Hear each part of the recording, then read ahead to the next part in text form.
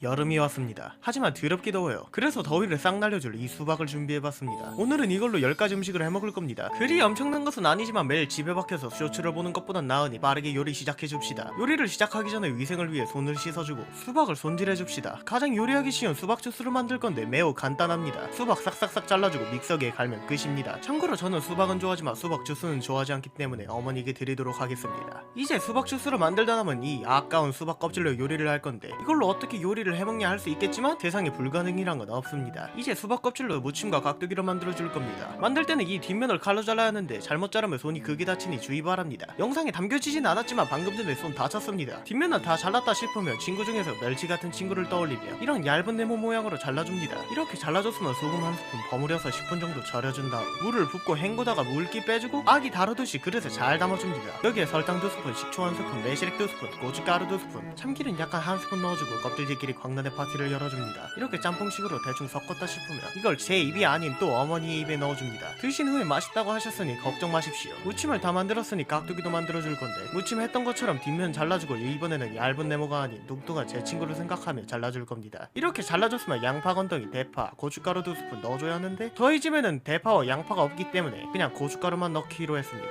그래서 맛을 한번 봤는데 개맛없습니다. 네 번째 요리는 수박라면인데 제가 이 라면을 만들기 전에 해외에서 누가 이걸 했었나봐요. 그래서 전 이 방법을 하지 않고 저만의 방식으로 요리를 하기로 했습니다. 수박 갈아서 끓여주고 국물이 약간 부족한 것 같으니 달콤한 우유와 물을 같이 넣어줬는데 이게 역효과가 나버렸습니다. 괜히 레시피가 있는 게 아니었어요. 하지만 요리사의 기본 당황하지 말고 내 입에 넣어준다. 그리고 헛구역질을 해준다.